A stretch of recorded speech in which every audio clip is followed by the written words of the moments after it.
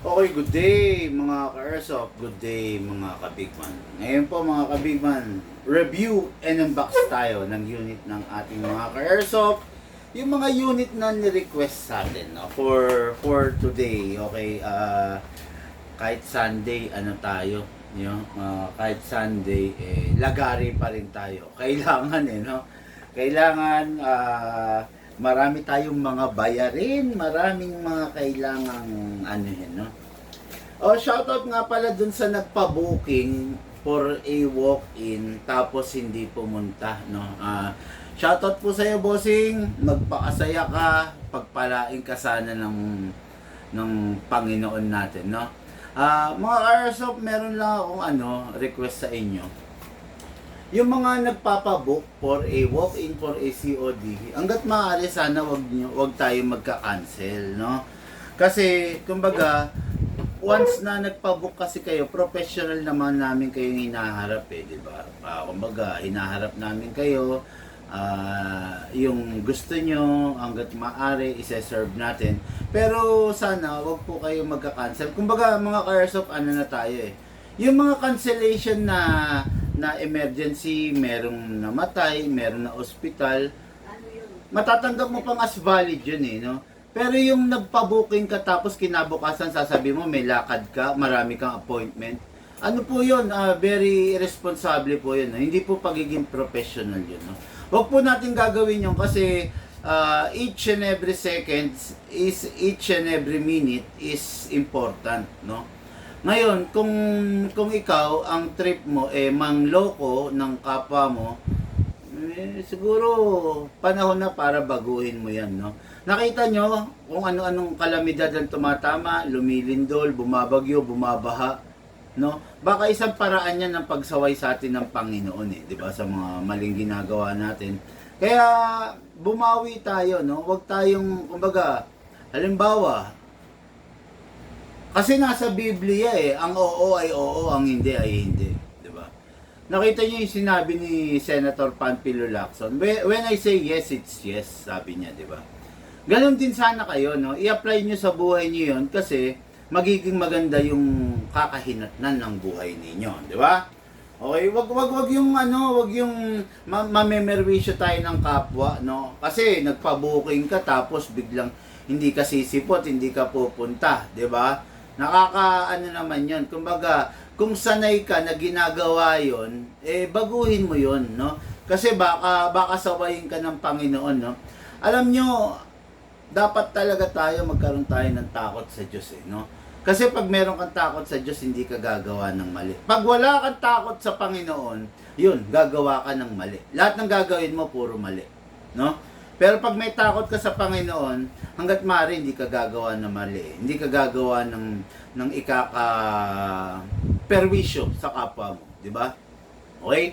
Dito sa Bigman, di tayo gumagawang mali hanggat maaari. Minsan tayo pa nga yung natatalo, di ba? Yan, katulad niyan, meron nagpa-booking. Meron dapat schedule tayo na COD, pero dahil nga may nagpa-booking, hindi tayo umalis na maaga. So, ayun, wala nangyari. Nasayang yung oras natin nung umaga, di ba? Ayun, yun ang sinasabi ko, no?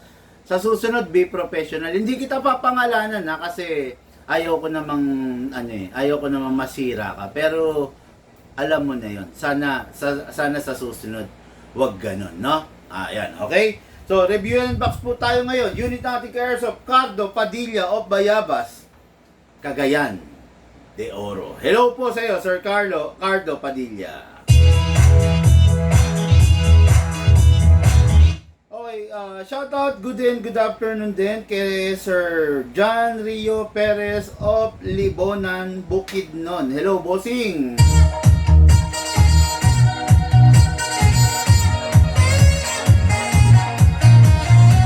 Okay, yung unit na to, para sa ating mga Airsoft, no? Cardo Padilla, Bayabas, Cagayan de Oro. This is the John Wick Island Barrel na naman, no? Medyo inuulan tayo nito kasi naglabas tayo nito. Meron lang tayong mangilan-ngilan na piraso nito, no? This is the John Wick Island Barrel. What is good and special about the John Wick Island Barrel Collector's Edition Pistol? Okay?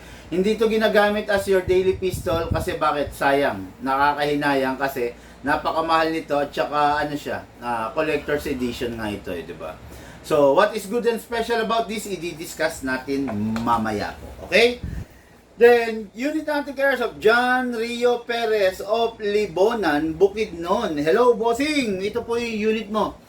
This is the AW Custom 2401 7.0. Napakaganda. The Infinity Edition. Okay? What is good and special about this unit?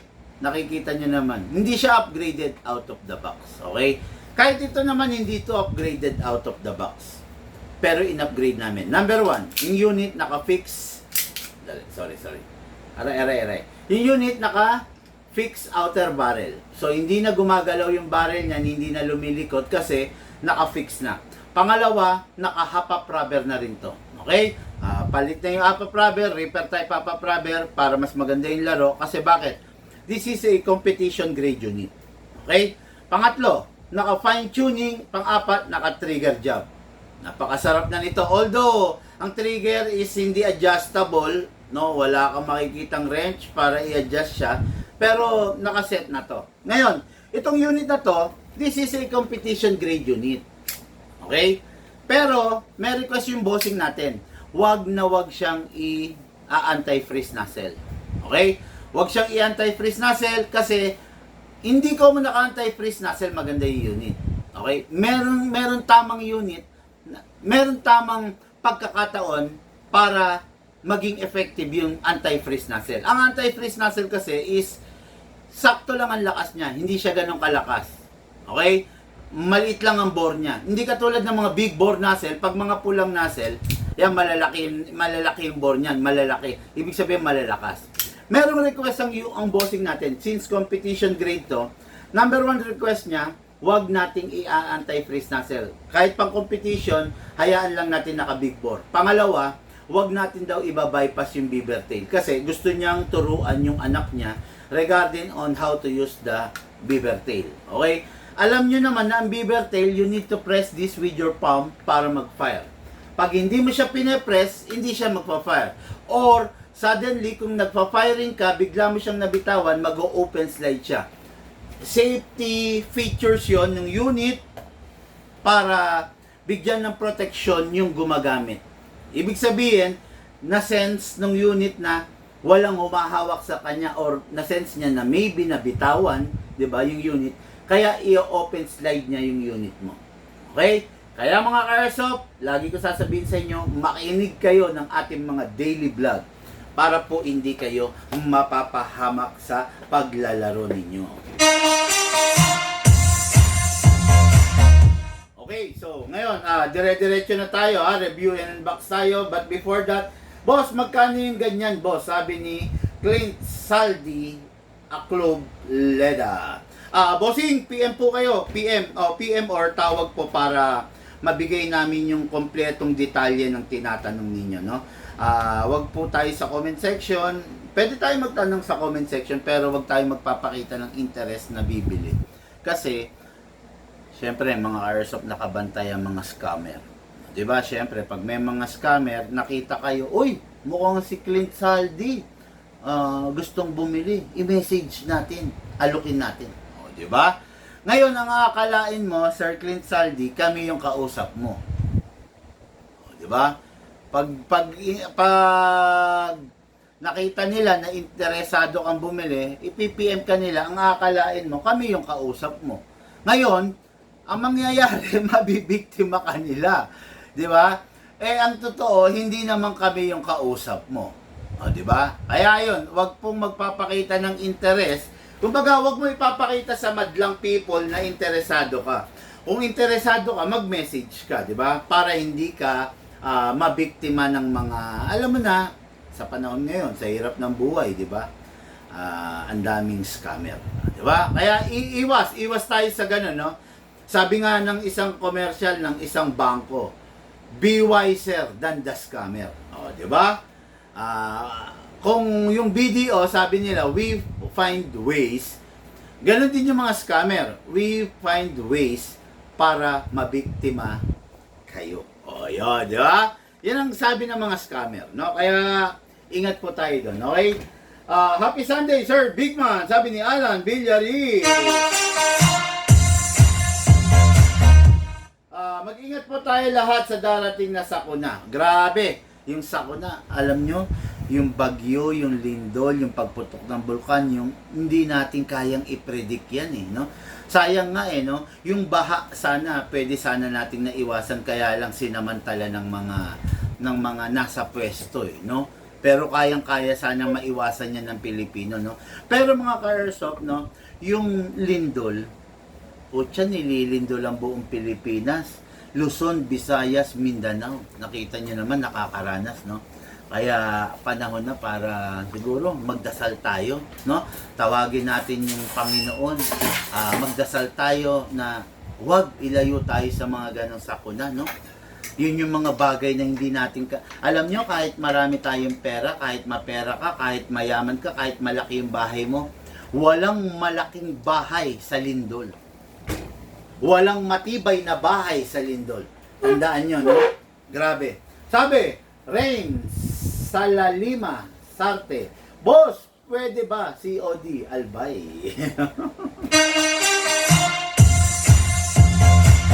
Hindi po, bossing. Shipping lang po dyan, no? Sobrang layo niyan. Not unless kukuha ka ng marami, no? Pero kung pa-isa-isa lang, pistol, rifle, shipping na lang natin, bossing, mas madali pa, no? Kasi kung sa Albay, papa-COD ka, maghahantay pa kami ng maraming kasabay. At least dapat mga nasa 5 kayo, hanggang 10, di ba? So, mas mabilis kung magpapa-shipping ka. Check mo yung page natin, boss. Nakikita nyo yung mukha ko dyan, nakikita nyo yung lahat, no? Nakikita nyo yung buong detalye, nila-live natin. Makikita nyo kung legit po tayo, no? Kayo na po ang umusga. Check nyo po yung page natin. Okay? So, ngayon mga airsoft, diretso tayo. Review and unbox. Okay? What is special? Ito, unit natin airsoft, Cardo Padilla, Bayabas, Bayabas, Cagayan, De Oro. Okay, this is the John Wick Island Barrel. John Wick Combat Master, the Island Barrel Series. Okay. What is good and special about this? Itong unit na to is out of the box, hindi upgraded. Out of the box, hindi siya naka-fix barrel. Out of the box, hindi siya naka-fine tuning. Out of the box, hindi siya naka-trigger job. Out of the box, hindi siya naka-hammer protection pad. Out of the box, hindi siya naka-hapa rubber. Pero, ginawa natin ng paraan para ma-upgrade to. Okay? Kinonvert natin into a fixed outer barrel. Kasi ilak manually, naka-fix outer barrel. Ayan, no? Hindi siya kumakalog, mga ka-airsoft. Ayan, ha? Ang yun, lagi ko naman pinapakita sa inyo, eh, di ba? Alam ko, sanay na kayo rito sa demo unit ko, eh, no? Ano na nga siya, laspag na laspag, eh. Ang unit, pag hindi naka-upgrade, ganito, kumakalog to. Ang lakas ng kalog, di ba? Siguro nasa 15 mm. Tingin ko, or 1.5 cm yung clearance na tinatakbo ng barrel, oh. Ayan. Ganyan pag hindi naka-upgrade, okay? Mostly hindi naka-upgrade, low Taiwan and China unit, okay? Ito, naka-fix outer barrel na. Hindi na siya kumakalog ng forward and reverse, okay? Ang karga nitong upgrade, in-upgrade namin, ha? Fix outer barrel, fine tuning, trigger job, hammer protection pad, at saka yun lang pala, hindi siya naka-hapa rubber, no? Naka-hapa rubber siya, ordinary hapa rubber lang, no? Fine tuning, trigger job, fixed outer barrel, at saka hammer protection pad, yun ang kargang upgrade nito, 4, okay? Ngayon, out of the box, naka big bore nozzle na siya. Ayan, makikita nyo, kulay pula. Kita sa camera. Yung kulay pula. Malamang naman kita, no? Kulay pula yung nozzle, no? So, ano ba meron, big man, pag naka big bore nozzle? Siyempre, big bore, malaki yung butas. So, pag malaki yung butas, malakas. Di ba? Malaki yung butas eh. Malakas. Ngayon, ibig sabihin, malakas ang firepower, malakas din sa gas. Doon pumapasok yung fine tuning natin. Okay? sinasakal natin siya doon sa pinaka sakto, doon sa pinaka maayos na potential na posibleng kondisyon ng unit. Sasakalin natin siya doon sa pinaka eksaktong potential na hindi naman bababa yung FPS niya. Okay? Tapos, pinapatipid natin siya sa gas. Yun ang lamang ng unit na naka-fine tuning. Ano naman yung trigger job? Yung trigger job, ina-align natin lahat ng laman loob niya. Okay? Hinihigpitan, inaalis yung mga glitches, no? Inaalis yung mga kumbaga kinokondisyon natin yung internals niya para halos walang wear and tear. Not zero wear and tear. Kasi anything na nagkakaskasan may wear and tear. Pero at least 90% reduce ang wear and tear. Okay? Tapos lalagyan mo pa ng silicone oil. Talagang ang taas ng percentage para hindi ganun mag-wear and tear. Silicone, ayun. Okay? So, number 1, ang unit, kunin natin, ikasa natin, ilock natin manually, then spray tayo ng silicone oil. Huwag papabayaan sa silicone oil yung unit para hindi mamroblema. Okay? Ito yung nozzle, spray. Then spray dito. Okay. Slide stopper, then nozzle. Dalawa. May nagtatanong dito, Bigman, bakit nakikita kita sa isang Glock, hindi mo pini-sprayan ang slide stopper? Okay. Bawat unit, merong tamang way ng pag-i-spray. Hindi ko mo nakita nyo sa 2011, nag-spray tayo sa nozzle, nag-spray tayo sa slide stopper. Ganun din sa Glock. Hindi. Walang magiging silbi pag mag-i-spray tayo ng slide stopper ng Glock. Okay? Walang magiging silbi. Ang ini-sprayan sa Glock yung ibabaw ng barrel kasi nauubos yun. Meron tayong sample ng barrel na nagasgas na. Eto, pakita lang natin. This is an example of a Glock. Ayan. Ayan ha. Ayan. Ito nauubos to. Ayan, kung mapapansin nyo, nagkakaroon na ng gas-gas. Kasi kinasa to ng customer eh. Kinasa, syempre bawal namang ikasa. Kaya lang, ang bilis ng kamay, kinasa niya. Ayan, nauubos yung barrel. Okay? Kaya kailangan nilalagyan dito ng silicone oil. Ayan. Okay? Yan ang magiging downside. Lalaki ng lalaki ang gas-gas na yan. Pupunta rito hanggang sa buo. Tapos, wala na protection yung barrel ninyo. Panipis na ng panipis, pakalog na ng pakalog. Okay? Yeah. Kaya, wag ninyong kakalimutan no, na mag-silicone oil. At saka, meron tamang pag-oil. Depende sa unit. Okay? Hindi lahat ng unit pare-parehas ng nilalagyan ng oil. No? Yun. So, let's begin mga airsoft. No? Release, then rest. Okay. Kunin natin yung magazine. Okay, magazine. Ang magazine is high capa. Ibig sabihin, high capacity. Ang magazine maximum round is 27 plus 1. So, total of 28. Pero, dito sa Bigman, sinasabi ko naman sa inyo, huwag ninyong pupunuin ng magazine. Bakit? Yung spring kasi sasagad. Pag sumagad yung spring, pwede masira yung spring. Overtime, pwede mag-loose yung spring. Pag yung spring nyo stress na, pag yung spring nyo loose na, wala tayong mabibiling spring. Worst case scenario, bibili ka ng isang buong magazine. Okay? Pag yung spring nyo nang hina, nire-restore lang namin. Hindi namin kayang palitan, hindi namin kayang, paano ba to? Hindi namin kaya nating, hindi natin kayang pantayan yung performance ng bago, ng condition na spring. Pero, maire-restore natin siya hanggang 5 beses lang na pagre-restore. Ngayon, kung yung yun, kasi yung spring kasi, through time nagiging brittle. No? Inahatak namin siya, then nilulubog namin sa kumukulong used oil. Di ba? Pag gano'n ang ginawa mo, kung paano mo siya inatak, titigas na siya ng gano'n. Kaya lang, eventually, pag lagi mong iniiwanan ng bala or pinupuno, napipiga ng gusto yung spring, babalik pa rin sa dating pagkasira, di ba? Okay, kunin natin yung unit, spray tayo sa output valve, press the valve, then spray, then dito rin sa ilalim. Okay, this is the inlet valve and this is the output valve. Output valve, ito yung pinapalo ng valve knocker para maglabas siya ng air ng regulated air pala, no? Para pumutok. Okay, this is the inlet valve. Dito mo naman ipinapasok yung green gas, yung hangin, yung nozzle. Okay? Dito papasok, ito lalabas. Kaya nga in and out. Okay? Ngayon, kuha tayo ng hangin. Itong unit na to, masasabi natin one of the high-end version, pero compatible lang siya sa 12 kg. Huwag mo siyang gagamitan ng 14 kg or CO2, maaga siya masisira. Mabibitak, magka-crack. Okay? Upside down, then press down. 1, 2. Okay, 2 seconds lang. Kita nyo naman ha. Ang bilis, no? 2 seconds lang ang nilalagay natin. Big man, bakit 2 seconds lang? Kasi mga ka-airsoft, yung unit upgraded eh.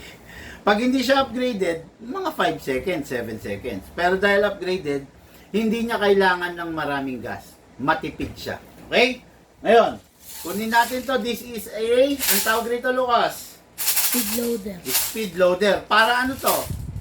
Para mapabilis ang paglo-load ng bala. Para mabilis ka maglo-load ng bala. Pag wala ka nito, isa-isa mong ilalagay yung bala. Pero dahil meron ka nito, ipapump mo lang mas mabilis. Hatakin to pababa, then place your other thumb here. Dito po ilalagay yung bala. Pump lang po tayo. Kada pump, 5 hanggang 4 na bala ang lumalabas.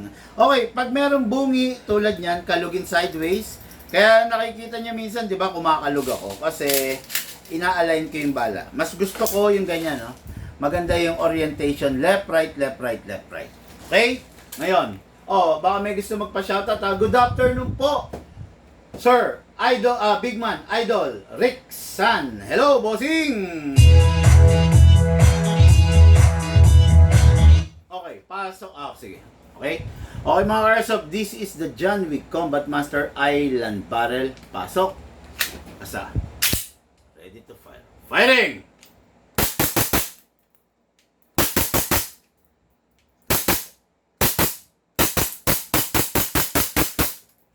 Open slide. Kasi wala na po siyang bala. Next thing to do, release the magazine. Then, syempre, release the slide. Then, rest the hammer by pressing that trigger. Yun. Okay. Tapos, lagi kong pinibilin sa inyo ha, huwag na huwag ninyong kakalimutan to. Punasan nyo yung unit pagkatapos nyo gamitin para lagi siya mukhang bago, hindi siya nanggigitata sa oil. Okay? Punasan nyo rin yung unit ninyo, yung mismo unit para, kasi ito meron tong meron tong konting silicone oil. Punasan nyo. Kasi minsan, hindi natin napapansin, pasmado tayo. 'Di ba? Yung pawis kasi ng tao, acid yan.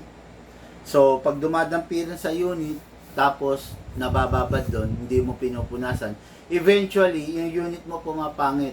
'Di ba? Yung paint parang, 'di ba, nababakbak, o kaya nagkakaroon ng bulutong. Dahil yun sa mga acid, dahil yun sa mga moisture na hindi napunasan, 'di ba? Gawin lang natin, punasan lang natin ng madalas yung unit tuwing pagkatapos gamitin para hindi mag-oxidize yung alloy. Alloy kasi to yung laman, itong labas, no? Alloy yan. So, para laging mukhang bago, laging magandang itsura, kailangan wag po nating papabayaan na hindi napupunasan yung unit. Okay? Yung unit, bago itabi, make sure walang lamang bala at syempre dapat wala pong lamang hangin. Pasingawin po natin. Bigat, mahirap. Okay, then, ito na. Ready for packing and ready for shipping. Unit ng ating ka-airsoft, Cardo Padilla, Bayabas, Cagayan de Oro. Okay, ready for packing and ready for shipping. Okay, now,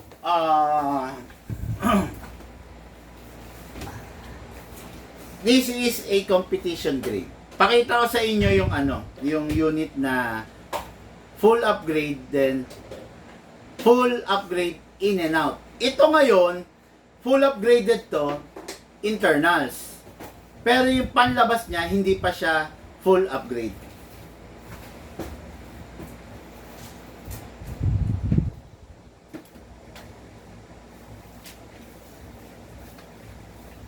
Okay. Ito, yung example, sabi ni, baka meron po kayong price list at specs po, sabi ni Rick San. Meron po kaming price list at specs. Mag-message po kayo sa page natin, bossing. Okay? Mag-message po kayo, humingi po kayo ng full details. Okay, na? Yan. Itong unit na to, this is the unit na full upgrade internals, full upgrade din yung panlabas niya. Ito yung unit na full upgrade and internals lang. Ayan ang pagkakaiba. Yan. Okay? Isa-isahin natin ha. Number 1, may charging handle na. Okay? Kasahan. Number 2, naka-scope mount. Okay. Number 3, holograph, RMR. Naka-RMR doctor site. Ayan. Diba? Ito yung full upgrade, ito yung competition grade, ito yung normally na nakikita nyo sa mga competition na ginagamit ng mga practical shooters. Okay, yan ah. Ganda, di ba? Yan. At least, naipakita ko lang, no? Okay, so ito yung unit naman ng ating Airsoft. Full upgrade to, laman loob, internals. Okay? Out of the box, naka-upgrade na siya ng bomber sight. Hindi na ordinaryo. Then, yung front sight niya, out of the box, naka-optic na. Out of the box, naka-compensator na rin. So, ang in-upgrade namin dito, fixed outer barrel, fine-tuning, trigger job, hammer protection pad, and hop-up rubber. Maganda na yung hop-up rubber nito. Request lang ng bossing natin, big bore nozzle, at saka, huwag iba-bypass yung beaver. Meron kasi mga unit na naka-bypass. Hindi mo na kailangan pigain para pumutok. Okay? Ito, kailangan mong pigain to para pumutok. Yun ang request ng ating bossing. Wala tayong magagawa. Sinusunod lang po natin. Okay? Shoutout, John Rio Perez, Libonan, Bukidnon, bossing, ito yung unit mo. Demo yung test fire. Press the valve, then spray. Okay. Then, dito sa ilalim, spray. Okay. Kunin natin yung unit, kasa, ilock manually, spray sa slide stopper. Okay, then spray sa nozzle. Nozzle, yung color red, nasa loob. Okay. Then release, then rest. Lagyan natin ng hangin. Supported na hangin, 12 kg. This is the example of the CO2. Huwag natin gagamitan to, hindi siya compatible. Okay? Ngayon, kunin natin ang hangin. Lagyan natin ng hangin, 2 seconds lang. Mga Airsoft kasi upgraded na yung unit. 1, 2. Okay, 2 seconds. Lagyan natin ng bala. Using the reloader, hatake ito pababa. Then place your other thumb here. Pump lang po tayo. Okay? Kung makikita nyo, ayan, tulad nga na sinasabi ko, ayan, no, meron siyang, bungi. Okay? Kalugin lang natin.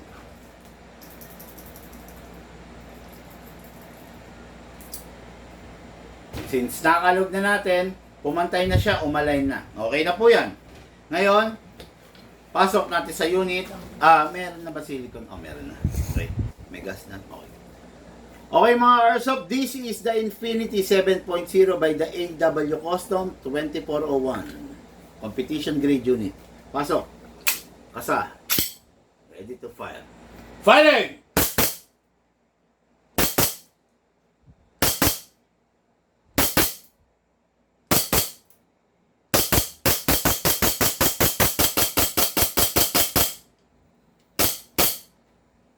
Hindi nag-open slide. Ang lamig kasi ng magazine. Okay. Cut mo na lang yan. Okay. Pakinggan mo. Lapit mo, lapit mo. Ang lumalamig yung magazine. May singaw, no? Ayan, parinig mo sa kanila lahat. Yun. Troubleshoot natin pag ganyan, no? Hindi siya nag-open slide kasi lumalamig yung magazine. Sumisingaw pala. So, pag ganyan, ayan, malalagay na naman tayo sa hot spot, hot seat, no? Okay. Pag ganyan, kailangan i-troubleshoot na natin kesa ipa-ship natin sa customer. Sasakit yung ulo ng bossing natin, di ba? Pag ganyan, bubuksan nyo lang, tapos applyan nyo lang ng silicone oil. Since bago yung unit, sigurado maayos pa naman yung ano nito, yung o-ring. Ayan, oh. Lalagyan nyo ng silicone oil, then babalik nyo lang rin. Ayan, okay? Tapos, ayan. So, hindi siya nag-open slide kasi sumisingaw siya. Lumalamig yung magazine. So, ibig sabihin, wala siyang puwersa para i-open slide, no? Ayan. Ngayon makikita nyo kung mag-open slide to. Siyempre, kargahan pa rin natin ng mga mangilan-ngilan na bala, di ba?